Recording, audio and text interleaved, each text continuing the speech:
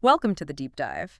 Today, we're tackling those events that just seem to blindside us, the really unexpected game changers. Right. We're diving into this concept of Black Swan events, popularized by Nassim Nicholas Taleb.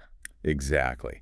And the term itself, it's quite evocative, isn't it? Really, For centuries, I mean, literally centuries in the West, all the evidence, everything people saw, suggested swans were white. That was just fact. yeah, a belief based on just countless observations Yeah. seemed totally solid. Totally. Rooted in everything they'd ever seen. But then, late 17th century, explorers pop up in Australia, and what do they find? Black swans. Black swans. One single observation, and boom, Just shattered everything. completely shattered a belief held for ages. And it really highlights a key limitation, Experience alone, it can build a convincing picture, sure, but sometimes, well, a fragile one, That makes sense. precisely. And that's the core of Taleb's Black Swan. It's an event that seems impossible based on everything we thought we knew, but it happens anyway. And for an event to really count as Black Swan, it needs three main characteristics. First, it's an outlier. Way outside normal expectations. Exactly. Radically outside. No past data really points to it being possible. Nothing convincing anyway. Okay, outlier. What's second? Second, the impact is just massive. Right. Not some minor blip. No. It fundamentally shifts the landscape. Right. Huge consequences. Think, major historical turning points, disruptive tech, big crises. Got it. And the third? And third, this is where our thinking gets a bit, well, twisted after it happens. Exactly. Hindsight kicks in. We create explanations, we build these narratives, and suddenly the event seems almost predictable. Like we should have seen it coming all along. So let me get this straight. It's rare, it hits incredibly hard, and afterwards we convince ourselves it wasn't that surprising. You got it. And what's really striking is Taleb's argument. He says these unpredictable, high-impact black swans, they're actually the dominant forces shaping our world. More than the everyday predictable stuff. Far more, he argues, which is a pretty big shift in perspective, isn't it? It really is. And you have to wonder, especially now with everything so interconnected, are these events becoming more frequent? Or maybe just impacting us more?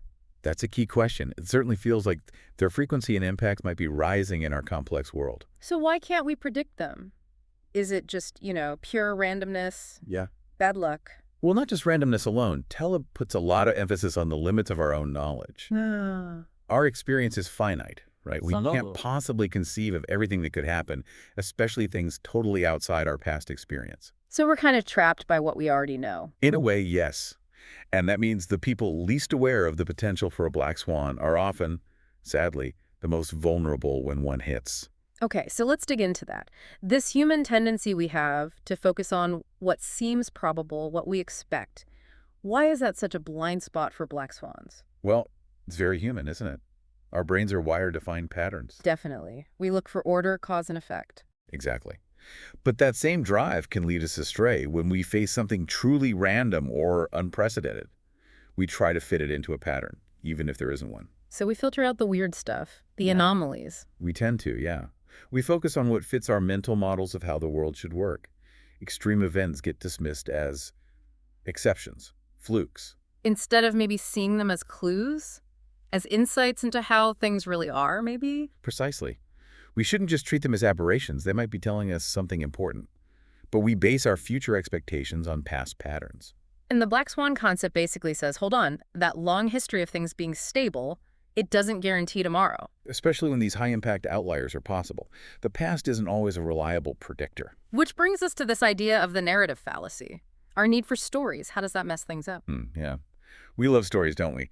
We take past events and weave them into these neat, coherent narratives, beginning, middle, end. Makes things feel understandable, like we have some control. It does. But that retrospective storytelling, it can be really misleading. We start seeing these clear, linear progressions, paths that lead inevitably to the outcome. When maybe it wasn't inevitable at all. Often it wasn't. Taleb really cautions against relying too heavily on history and stories as predictive tools. He's much more in favor of, experimentation, getting your hands dirty, real-world experience over neat narratives. Okay, so our past experience fails us, and our storytelling fools us. You mentioned an analogy. The turkey. Right, the turkey analogy is quite vivid. Imagine a turkey. Every single day, a friendly human comes along, feeds it, gives it shelter. Sounds like a pretty good life for a turkey. From the turkey's perspective, absolutely. All the evidence, day after day, points to a benevolent world designed for its comfort. Humans are great. Its belief gets stronger every day, more data points confirming it. Exactly. Based on its entire life experience, why would it ever expect anything different? It projects this comfort into the future. Until the day before Thanksgiving. Suddenly, an event occurs that is completely outside the turkey's frame of reference, utterly unexpected, and, well, the consequences are devastating. For the turkey, Thanksgiving is a textbook Black Swan. But not for the butcher. Not at all. The butcher knew it was coming, which highlights a really crucial point Taleb makes. What constitutes a black swan is relative.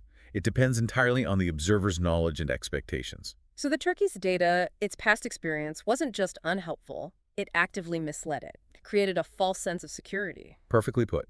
It shows the danger of using that past regularity, especially a long period of it, to predict future extreme events.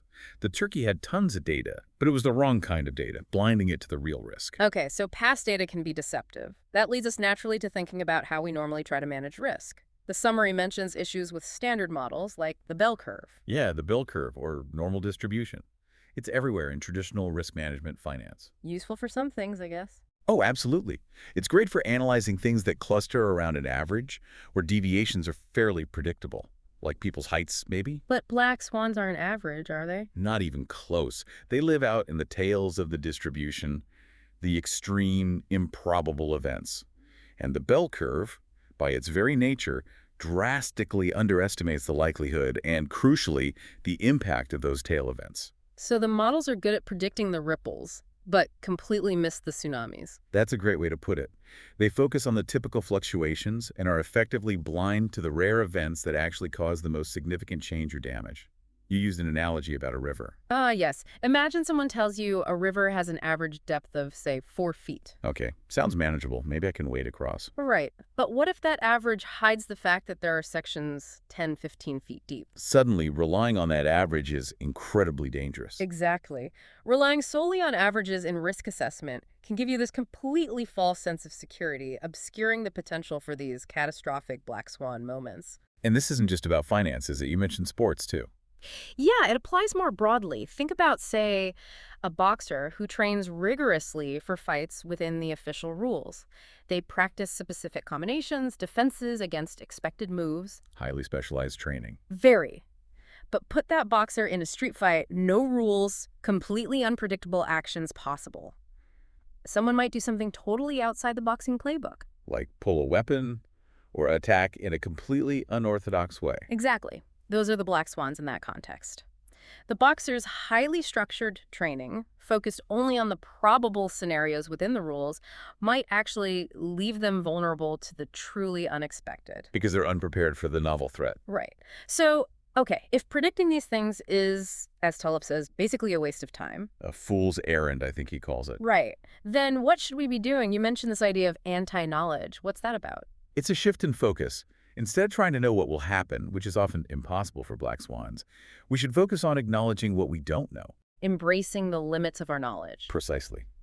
Recognizing the inherent uncertainty and the boundaries of our understanding. It sounds a bit passive, maybe, but it's actually quite proactive. How so? Because once you accept you don't know everything, you stop trying to make pinpoint predictions. Instead, you start thinking about how to be prepared for a wider range of possibilities, how to be robust. So instead of predicting the next market crash, which is maybe futile, you focus on the anti-knowledge that you don't know when it will happen or why. Which then leads you to think, okay, given, I don't know, how can I protect myself? Maybe through diversification, for instance. So it's less crystal ball gazing, more building resilience, preparing for whatever comes. That's the core idea. By accepting that black swans are a feature of the world, not a bug, we can position ourselves differently. We can try to minimize the damage from the negative ones. And maybe even benefit from the positive ones. Exactly. That's crucial too. We can be ready to capitalize when positive black swans show up unexpectedly. It's about moving from trying to predict to being ready to adapt. Ah, yes, the positive black swans. We always seem to focus on the disasters, the crises.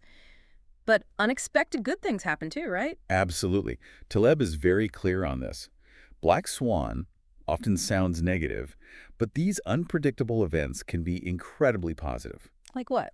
Think about major scientific breakthroughs that nobody saw coming. The discovery of penicillin, maybe? Or think about viral successes in business or art that defied all projections. Chance encounters that change history for the better. Things that come out of the blue and have huge upsides. Huge, often disproportionately beneficial outcomes. Are there certain fields or industries where you see this more often, where the potential for positive surprises is maybe higher? Definitely. Think about industries like venture capital. Okay, lots of small bets hoping for one big win. Exactly. Or publishing backing, many authors hoping for one bestseller. Scientific research, too. Even the movie industry. The structure often involves relatively small potential losses on many individual projects. But the upside from that one unexpected runaway success, that positive black swan, can be absolutely enormous. It can pay for all the failures and then some. Precisely. It's a landscape where you have limited downside on each bet, but potentially unlimited upside on the rare winner. So how do we, position ourselves to maybe catch one of these positive black swans? What can we actually do? Well, prediction is out, remember? Yeah. So it's more about creating an environment where serendipity can happen, where you have options. Okay. Like what? Experimentation is key, trying lots of different things, but maybe on a small scale initially, so you're not risking too much on any one idea. Tinkering. Keeping your options open. Yes. And being alert. Recognizing an unexpected opportunity when it pops up. Sometimes they're subtle at first. And being ready to jump on it. Exactly. Being prepared to seize it Right. and maybe scale up your involvement if it shows promise. You have to put yourself in situations, Taleb argues, where the potential positive outcomes, however improbable they seem, far outweigh the potential negative ones. Maximize exposure to positive surprises while limiting exposure to negative ones. That's a good way to think about it. Also, keep in mind that positive black swans, they often take time to develop and reveal their full potential. Negative ones can hit very fast. That's a really interesting point. It's about increasing your surface area for good luck, almost. Sort of, yes. Increasing your exposure to positive randomness. Okay, another crucial point seemed to be about our reaction to events. We can't control the black swan arriving, but But we absolutely can control our response. This is fundamental. how does that play out? Think about something mundane. You miss your bus or train. The event itself happens. It's neutral, really. Annoying, maybe. It can be. But your reaction determines its actual impact on your day. Yeah. Do you get incredibly stressed, angry, let it ruin your mood? Or do you just take a breath, check the next time, maybe grab a coffee, adjust your plans? The impact comes from the reaction, not just the event. Exactly. The event is external, the reaction is internal. And Taleb connects this to a broader sense of personal empowerment, too. How so? He had this quote, something like, quitting a high-paying position, if it is your decision, will seem a better payoff than the utility of the money involved. So choosing your own path, even if it looks odd to others. Yes. It's about defining your own criteria for success, for a good life, rather than just reacting to external pressures or living in fear of the unpredictable. Making your own choices, setting your own standards, that's empowering, even if the choices seem unconventional. Taking control of what you can control, your choices, your values, your reactions. Exactly. So bringing this all together then, what are the big takeaways for us, for our personal lives, maybe how we approach investing? Well, the first big takeaway is just acceptance, I think. Extreme, unexpected events will happen. They shape our world. Denying that is pointless. So stop trying to predict the unpredictable. Right. And since we can't reliably forecast them, the focus has to shift to building robustness, adaptability, both in our lives generally and, yes, in our financial strategies. And for investing, that means? It points directly to fundamental ideas like diversification. Spreading your bets. Spreading your investments across different types of assets, stocks, bonds, maybe real estate, other things that hopefully don't all crash at the same time. So if one area gets hit by a negative black swan, The others might cushion the blow. It limits the damage from any single unpredictable event. Things like mutual funds or ETFs are often used as practical tools to achieve that kind of diversification without needing huge amounts of capital. Careful asset allocation is key. so it's not about building a ship that can predict the storm's exact location and timing. No. It's about building a sturdy ship that can handle rough seas whenever and wherever they appear, and maybe even discover some unexpected islands along the way. That's a perfect analogy. Yeah. It really is about embracing the world's inherent uncertainty and prioritizing resilience, adaptability over the illusion of perfect foresight. Yeah. This has been really fascinating, a genuinely eye-opening look into black swans. As we wrap up, I'm definitely thinking about how this changes the way you look at risk, look at opportunity, just in everyday life, really. It does make you think differently, doesn't it? It really does. It makes you question where you might be leaning too heavily on the past or on those standard models and whether you're truly open to or prepared for the genuinely unexpected. Something to chew on. Thanks so much for walking us through this. My pleasure. It's a powerful concept.